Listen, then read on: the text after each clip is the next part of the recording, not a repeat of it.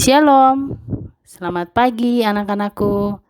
Salam jumpa lagi bersama Ibu Guru Lady dalam video pembelajaran Pendidikan Agama Katolik dan Budi Pekerti. Pagi ini anak-anak belajar dua materi sekaligus, yaitu bermain bersama teman dan juga bekerja sama dengan teman. Nah, anak-anak perlu menyiapkan buku cetak agama, buku tulis, kitab suci, dan juga peralatan tulis. Anak-anakku, sebelum menonton video pembelajaran agama Katolik, mari terlebih dahulu kita memohon bimbingan Tuhan agar anak-anak dapat mengerti dan memahami pelajaran pada pagi ini. Mari kita bersatu dalam doa, dalam nama Bapa dan Putra dan Roh Kudus. Amin. Terima kasih Tuhan, Engkau memberi kami teman untuk bermain. Berkatilah kami agar selalu bergembira. Amin. Dalam nama Bapa dan Putra dan Roh Kudus. Amin. Anak-anak, tujuan pembelajaran pada pagi ini yang pertama, memiliki sikap yang baik dalam bermain, seperti jujur, disiplin, taat pada aturan, dan sportif, yang artinya anak-anak mau menerima kekalahan, menghargai dan mengakui kekalahan dalam permainan. Yang kedua, menghormati keberadaan orang lain dan tidak mementingkan diri sendiri. Yang ketiga, menyadari pentingnya bekerja sama dengan orang lain. Anak-anak, bermain adalah kegiatan yang dilakukan untuk kesenangan. Setiap orang pasti senang bermain di lingkungan rumah, sekolah, atau tempat bermain khusus untuk anak-anak. Bermain pastinya akan lebih menyenangkan bila dilakukan bersama teman. Anak-anakku tentunya pasti punya pengalaman bermain bersama teman. Bagaimana perasaan anak-anak? Pasti anak-anak sangat senang kan jika bermain bersama teman, karena suasana bermain akan lebih ramai dan kita akan bertemu banyak teman. Anak-anak bisa perhatikan gambar yang ditampilkan oleh Bu Guru. Ada anak-anak SD sedang bermain di taman bermain. Ada yang bermain ayunan, bermain cungka-cungkik, bermain seluncuran, atau yang disebut perosotan. Perosotan itu mesin bidang miring. Nah, anak-anak juga bisa perhatikan gambar-gambar permainan yang lain. Ada 4 gambar, anak-anak sedang melakukan kegiatan bermain. Gambar pertama, ada permainan sepak bola. Gambar kedua, permainan petak umpet. Gambar ketiga, permainan lompat tali. Dan keempat, permainan kelereng. Nah, anak-anakku, ada manfaat bermain bersama teman. Yang pertama, kita dapat bergembira bersama teman-teman. Yang kedua, kita dapat melatih untuk bekerja sama dengan teman dalam mencapai tujuan, seperti belajar menaati aturan, tidak ingin menang sendiri, bersikap jujur. Yang ketiga, kita dapat belajar dari teman. Yang keempat, kita dapat membangun persahabatan. Yang kelima, kita menemukan anugerah Allah dalam diri kita.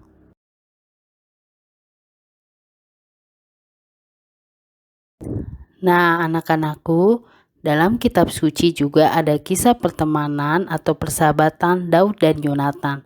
Yuk, anak-anak dapat menonton video kisah persahabatan Daud dan Yonatan. Selamat menyaksikan. Daud adalah pemuda pemberani yang telah mengalahkan raksasa orang Filistin yang bernama Goliat. Setelah pertempuran itu, Abner, panglima tentara Raja Saul, memanggil Daud dan membawanya menghadap Raja Saul karena Raja ingin tahu siapa Daud sebenarnya, anak pemberani yang telah mengalahkan Goliat. Nak, sebenarnya anak siapakah kamu? Raja, aku adalah anak Isai dari Bethlehem. Ketika Daud selesai berbicara dengan Saul, berpadulah jiwa Daud dan Yonatan, anak Raja Saul. Mereka saling mengasihi seperti saudara dan mereka menjadi sahabat dan selalu bersama. Berbagi cerita, berbagi suka dan duka. Yonatan lalu mengikat perjanjian dengan Daud karena dia sangat mengasihi Daud. Yonatan lalu memberikan kepada Daud jubah, baju perangnya, ikat pinggangnya, pedang dan juga panahnya. Begitu juga dengan Daud. Sejak saat itu, ia selalu bersama dengan Yonatan dan tidak meninggalkannya. Daud maju berperang dan selalu menang dengan baju perlengkapan perang pemberian sahabatnya, Yonatan. Raja Saul kemudian mengangkat Daud menjadi kepala prajurit. Anak-anakku, setelah anak-anak menonton video cerita kisah persahabatan Daud dan Yonatan, ada beberapa pesan. Yang pertama, Yonatan mau berbagi dengan cara ia rela memberikan perlengkapan perang miliknya seperti panah, pedang, dan ikat pinggang kepada Daud. Meskipun Yonatan anak raja, tetapi Yonatan tetap mau bersahabat dengan Daud. Yang ketiga, Yonatan dan Daud saling menghormati sebagai teman. Yang keempat, jangan pernah memilih teman. Nah, anak-anakku, teman adalah anugerah Allah yang diberikan kepada kita. Kita membutuhkan teman dalam melakukan kegiatan bersama. Kita membutuhkan teman untuk bekerja sama. Bekerja sama berarti saling membantu. Kita perlu membutuhkan bantuan orang lain. Dengan bantuan orang lain, kita dapat melakukan sesuatu dengan lebih baik dan lebih cepat selesai. Dengan bekerja sama berarti kita melakukan satu pekerjaan untuk mencapai tujuan bersama. Anak-anak, bekerja sama dapat dilakukan di lingkungan rumah, lingkungan sekolah, dan juga di tengah-tengah masyarakat. Nah, anak-anak bisa perhatikan gambar-gambar ini. Contoh anak-anak bekerja sama dalam melaksanakan piket kelas. Ada yang membersihkan papan tulis, ada yang menyapu, ada yang merapikan meja, membersihkan meja, dan mengepel lantai. Nah, anak-anakku, bekerja sama juga dilakukan di lingkungan rumah dan di lingkungan masyarakat. Contohnya di rumah, bekerja sama dengan bapak, mama, kakak, adik membersihkan halaman rumah maupun juga dalam rumah. Di lingkungan masyarakat, anak-anak bekerja sama dengan warga untuk membersihkan kotoran-kotoran sampah di mana-mana di lingkungan tempat tinggal anak-anak. Nah, anak-anakku, ada manfaat bekerja sama dengan teman.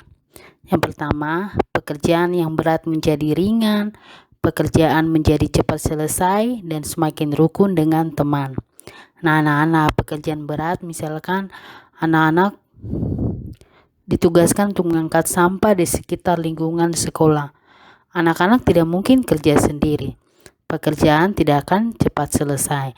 Maka dari itu, pasti anak-anak tentunya membutuhkan bantuan teman, sehingga pekerjaan menjadi ringan dan cepat selesai. Anak-anak, dalam kitab suci juga terdapat kerjasama dalam kisah orang lumpuh disembuhkan. Yuk anak-anak, selamat menyaksikan video cerita kitab suci.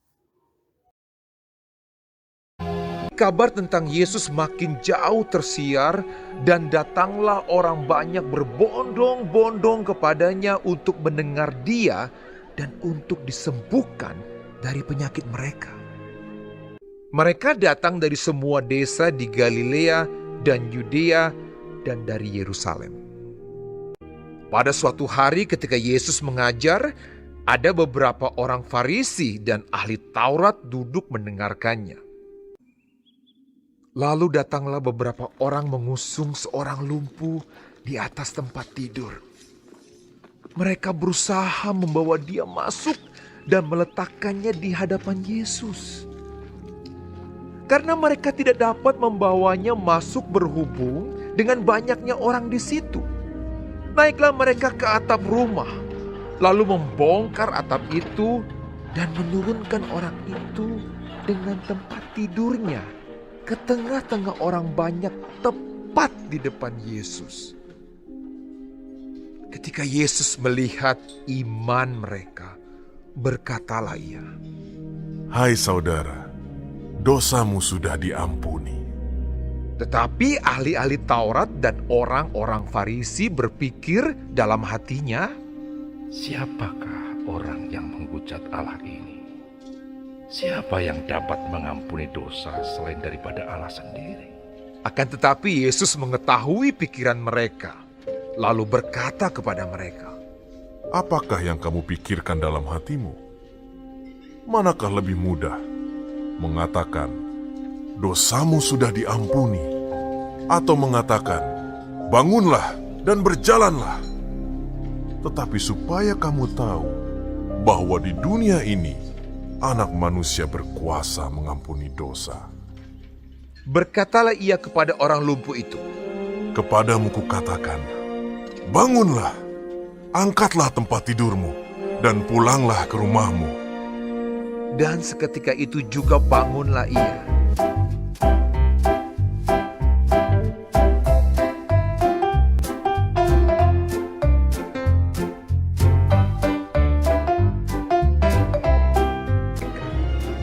Lalu mengangkat tempat tidurnya dan pulang ke rumahnya sambil memuliakan Allah.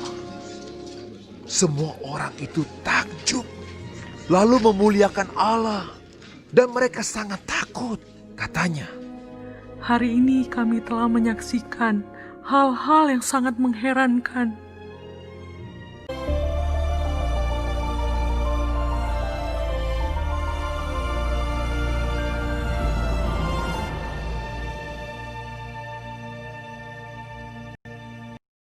Anak-anak, ada pesan dari cerita kitab suci. Yang pertama, Yesus sangat menginginkan para muridnya untuk selalu bekerja sama. Yesus mau menyembuhkan si lumpuh karena iman teman-temannya. Yesus melihat iman teman-teman si lumpuh yang tampak dalam sikap kerjasama mereka.